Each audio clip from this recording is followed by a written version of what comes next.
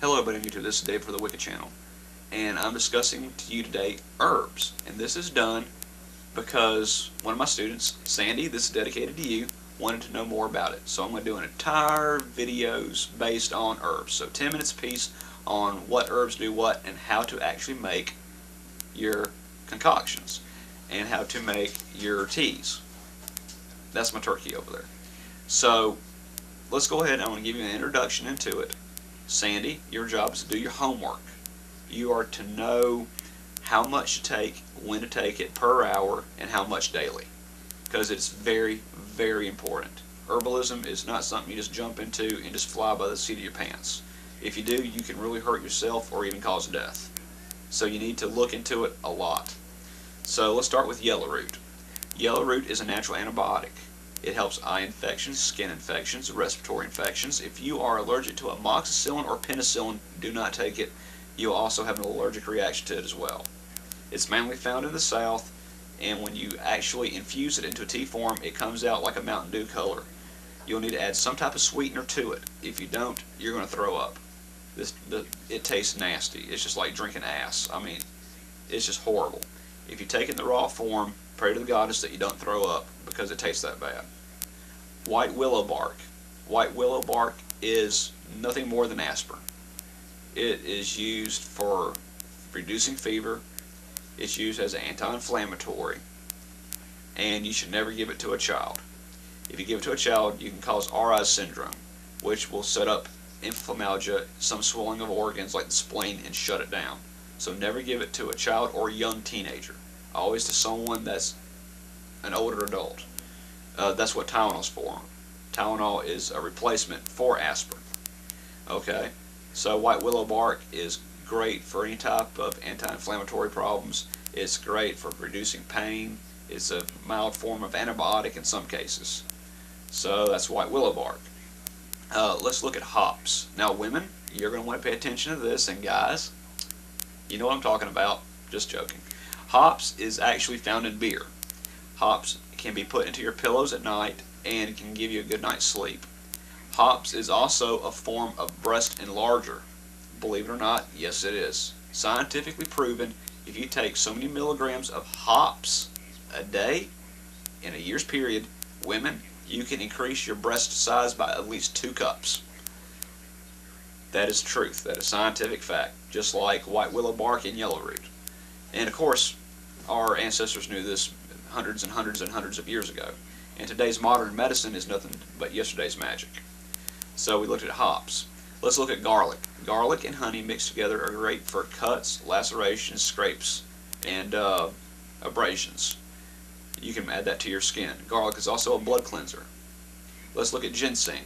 Ginseng root is not only a way to speed up your metabolism, but it can also lower people with diabetes blood sugar, and it also increases oxygen flow throughout the body. And it has much more uses, but this is just an intro. Let's look at sage. Sage brings up the flavor in your food, and it also has a potent taste to it. At least to me it does. Sage actually removes negativity or spirits from your dwelling.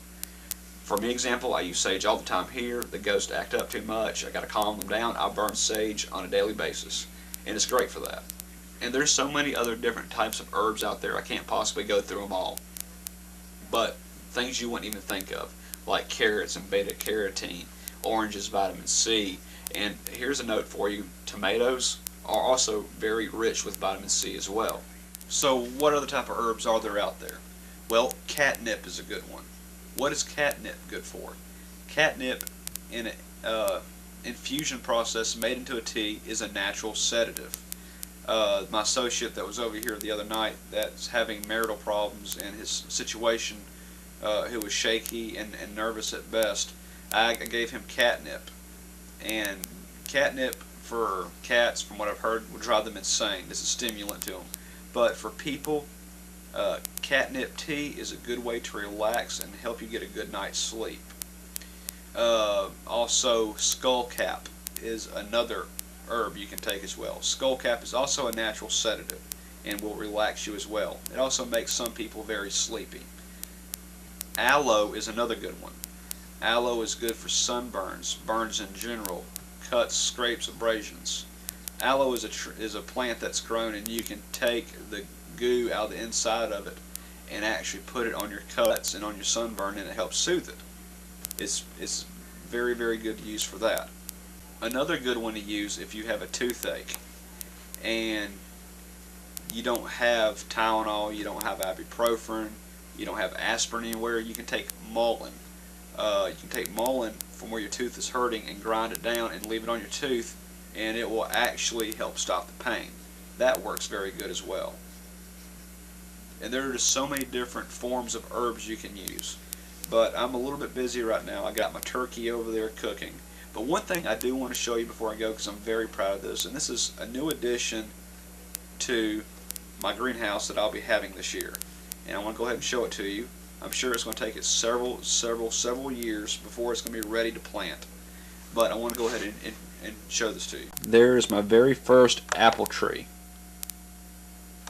It's just a seedling. It's growing up, but that is going to be a very large apple tree with probably in about 10-15 years. I'm actually very proud of my apple tree. It's the only one out of the entire seeds that actually started to grow. It's picking up a lot of growth at this point. It's already this tall. A couple days ago it was no taller than that.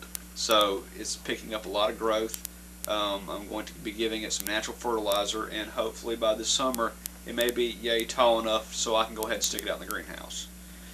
But I really don't have much time. I gotta go now, but this is just an introduction and a couple of herbs and what they're used for, and we'll pick back up here in a couple days, maybe tomorrow or maybe on Saturday while I'll be outside, and I'll take you around and I'll show you what some herbs look like, how to use them, and it'll be up to you to look into and study carefully how to use these herbs, because they can be used for several different purposes. They can be taken several different ways, but the dosage that you take and how you take it every hour for the day is very, very important. So blessed be, merry part, have a nice day.